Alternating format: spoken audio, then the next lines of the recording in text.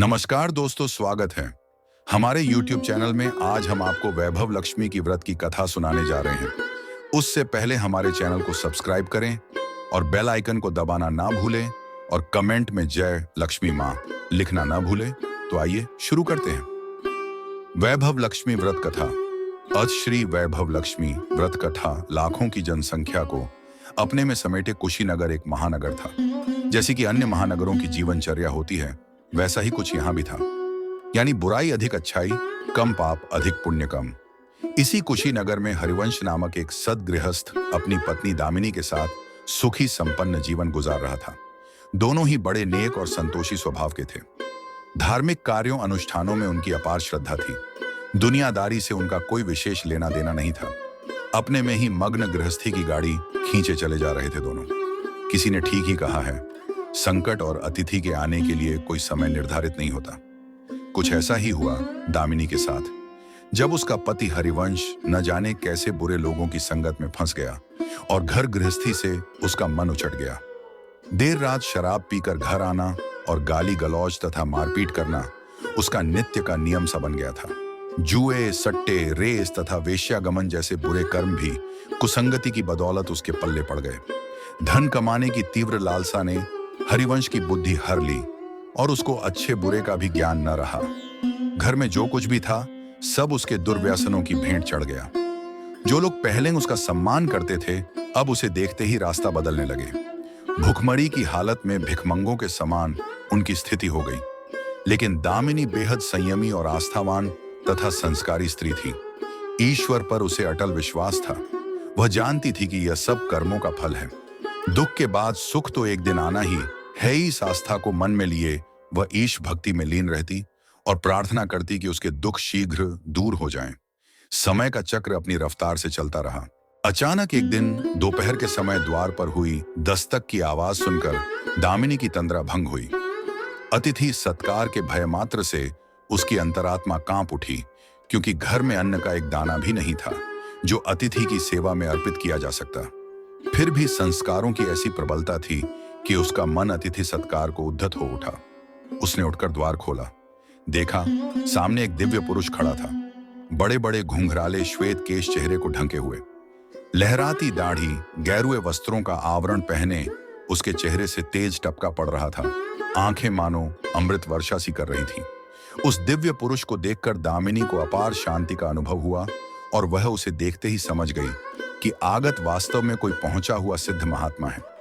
उसके मन में अतिथि के प्रति गहन श्रद्धा के भाव उमड़ पड़े और वह उसे सम्मान सहित घर के भीतर ले गई।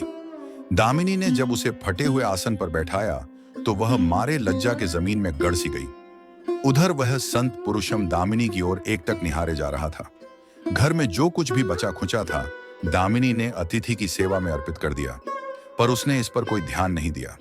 वह तो बस दामिनी को यूं निहारे जा रहा था मानो उसे कुछ याद दिलाने की चेष्टा कर रहा हो। जब काफी देर तक दामिनी कुछ न बोली तो उसने कहा, बेटी, मुझे पहचाना नहीं क्या? उसका यह प्रश्न सुनकर दामिनी जैसे सोते से जागी और अत्यंत सकुचाते हुए मृदुल स्वर में बोली, महाराज, मेरी धृष्टता को क्षमा करें। जो आप जैसे दिव्य पुरुष को मैं पहचान कर भी नहीं पहचान पा रही हूं। पारिवारिक कष्टों ने तो जैसे मेरी सोचने समझने की शक्ति ही छीन ली है। लेकिन यह निश्चित है कि संकट की इस घड़ी में मुझे आप जैसे साधु पुरुष का ही सहारा है। तभी जैसे दामिनी को कुछ याद हो आया, वह उस साधु के चरणों में गिरकर बोल उठी, अब मैं आपको पहचान गई हूं महाराज। स्नेह रूपी अमृत की वर्षा करने वाले अपने शुभ चिंतक को कोई कैसे भूल सकता है भला। वास्तव में वह साधु मंदिर की राह के मध्य में बनी अपनी कुटिया के बाहर वट वृक्ष के नीचे बैठ साधना किया करता था और मंदिर आने जाने वाले सभी श्रद्धालु उसे प्रणाम करके स्वयं को कृतार्थ अनुभव करते थे। दामिनी भी उन्हीं में से एक थी।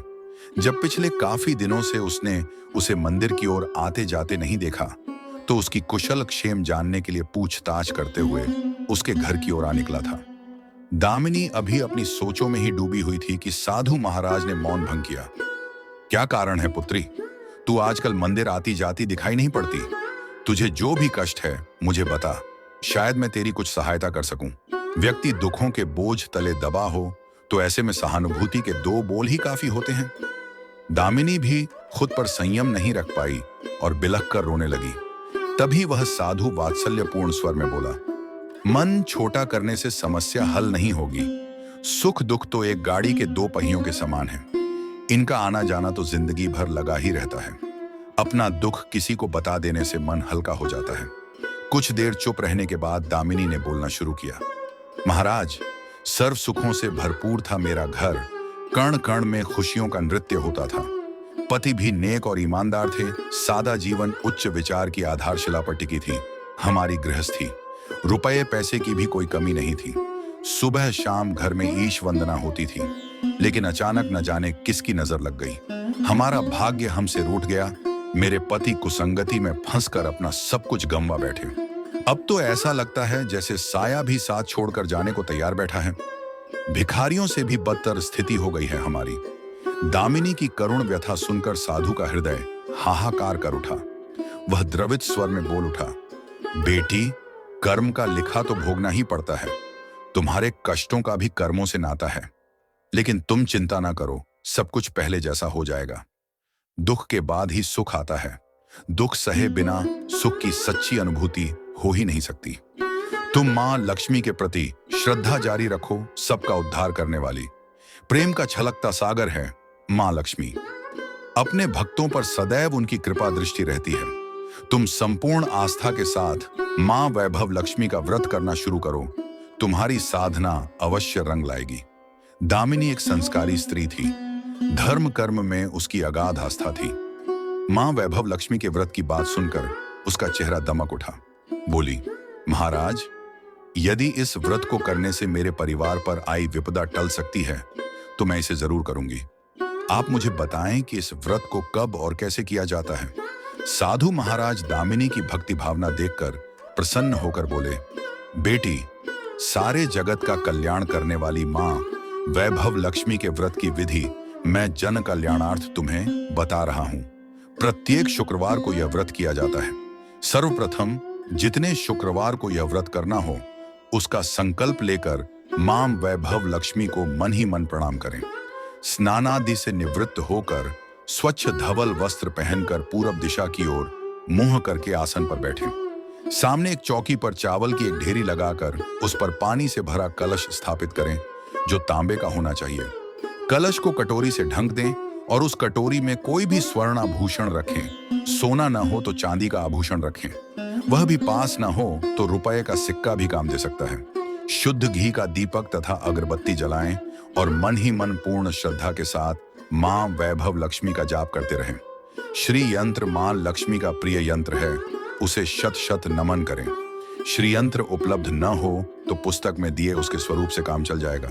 साथ ही मां वैभव लक्ष्मी के सभी स्वरूपों को नमस्कार करें। इनकी सभी छवियां पुस्तक में दी गई हैं।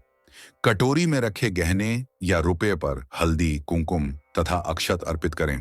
कोई भी मिष्ठान्न प्रसाद रूप में रखें। संभव न हो पाए तो गुड़ या शक्कर से भी काम चल सकता है। फिर श्रद्धा पूर्वक मां की आरती करके 14 बार प्रेम सहित बोले, जय मां वैभव लक्ष्मी। मां वैभव लक्ष्मी मेरी मनोकामना पूरी करें।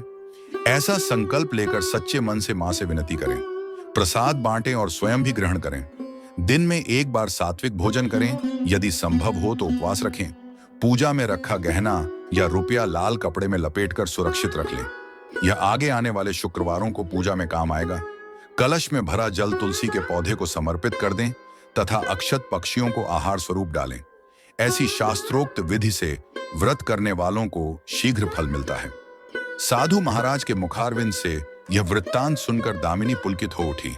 उनके चरण स्पर्श कर उत्साहित स्वर में बोली, अब लगे हाथ उद्यापन की विधि भी बता दे महाराज। इसके बिना तो व्रत अधूरा ही रह जाएगा। अवश्य बेटी, कहकर साधु महाराज उद्यापन की विधि बताने लगे। चाहे जितने भी शुक्रवार प्रायः 11 या 21 व्रत करने का संकल्प लिया हो, लेकिन मन में मां वैभव लक्ष्मी के प्रति श्रद्धा तथा आस्था बराबर बनी रहनी चाहिए। जिस दिन अंतिम शुक्रवार का व्रत हो, उस दिन शास्त्रोक्त विधि से उद्यापन किया जाता है। अन्य शुक्रवारों की भांति ही इस दिन भी पूजन करें। हाँ, प्रसाद के रूप में खीर अवश्य रखें। पूजा के बाद नारियल फोड़कर 7 कुंवारी कन्याओं के चरण धोकर कुमकुम का तिलक लगाकर पूजन करें। उन्हें सामर्थ्यानुसार दक्षिणा दें और मां वैभव लक्ष्मी व्रत की पुस्तकें उपहार स्वरूप भेंट में दें, फिर प्रसाद के रूप में खीर वितरित करें। अब मां वैभव लक्ष्मी के सभी स्वरूपों को मन ही मन नमन करते हुए कहें, हे मां, यदि मैंने शुद्ध तथा निर्मल हृदय से आपकी स्तुति करते हुए वैभव लक्ष्मी व्रत विधि विधानानुसार पूर्ण किए हों, तो मेरी मनोकामना, यहां पर अपनी मनोकामना का स्मरण करें, अवश्य पूरी करना।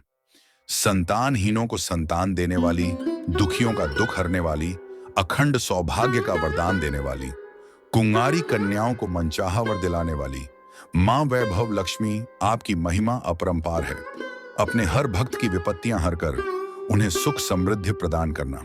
साधु महाराज से वैभव लक्ष्मी व्रत का शास्त्रोक्त ज्ञान प्राप्त करके दामिनी भाव विभोर हो उठी। उसे अपने भीतर एक अनोखे तथा असीमित आत्मबल का संचार होता महसूस हुआ। उसने भी मां वैभव लक्ष्मी के 21 व्रत आते शुक्रवार से शुरू करने का संकल्प लेकर साधु महाराज को आदर सहित विदा किया और मन ही मन मां वैभव लक्ष्मी का स्तुतिगान करने लगी।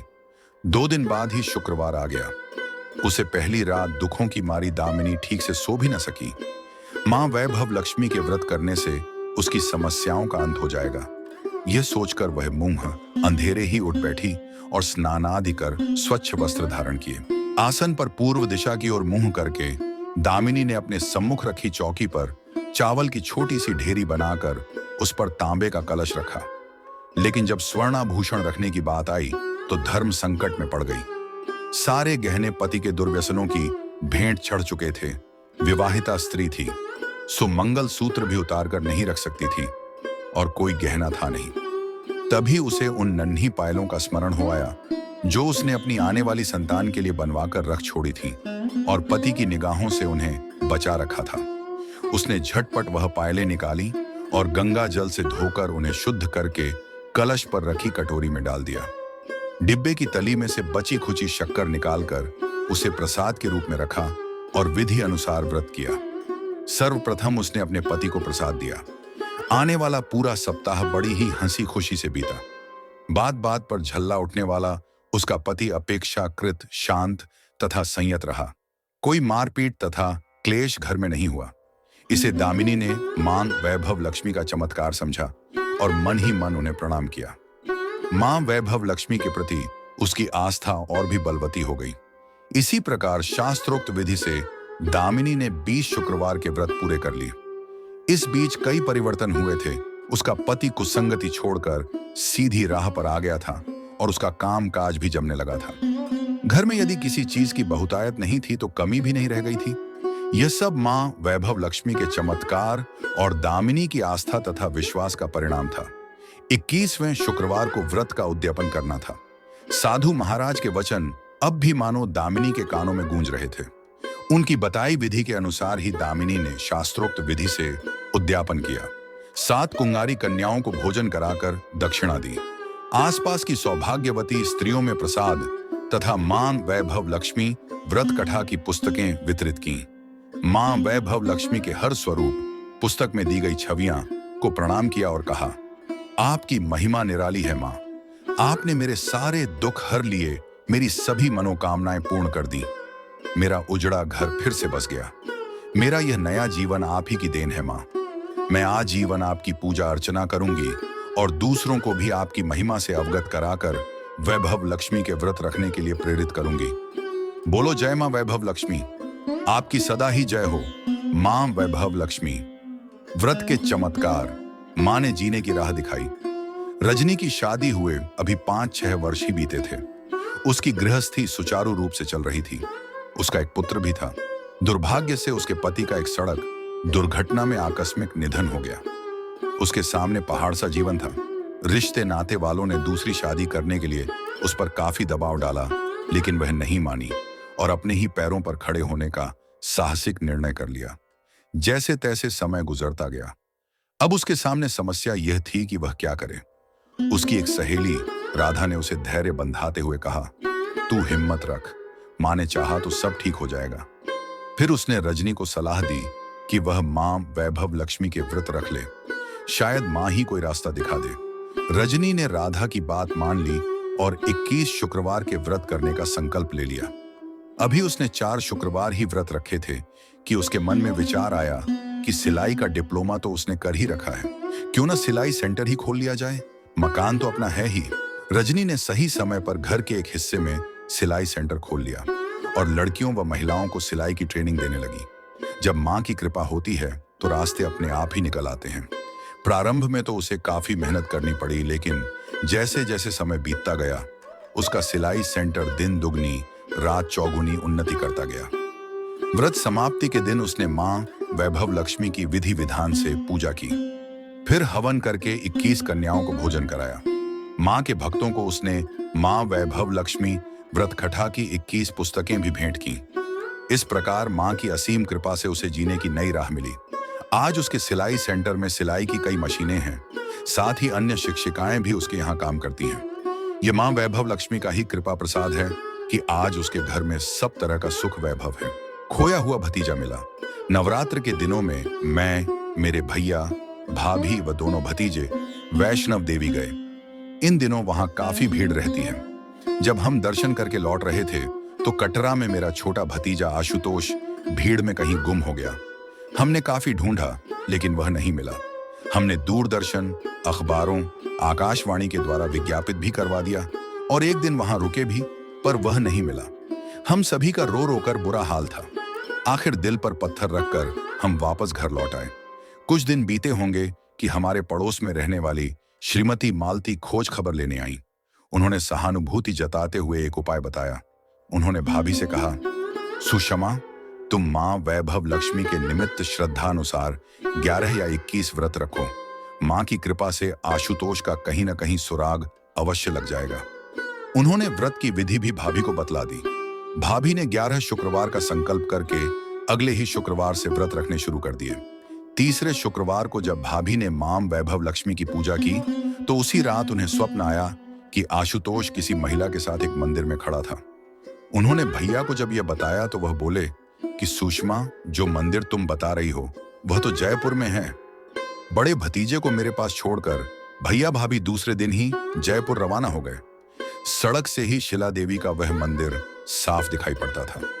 भैया ने भाभी से कहा, आज हम किसी होटल में रुककर कल इस मंदिर में जाएंगे। अगले दिन जब भैया भाभी उस मंदिर में पहुंचे तो आशुतोष उसी महिला के साथ मंदिर में आया जो भाभी को स्वप्न में दिखाई दी थी। बातचीत करने पर उस महिला ने बताया, यह बच्चा हमें कटरा में एक धर्मशाला के बाहर रोता हुआ मिला था।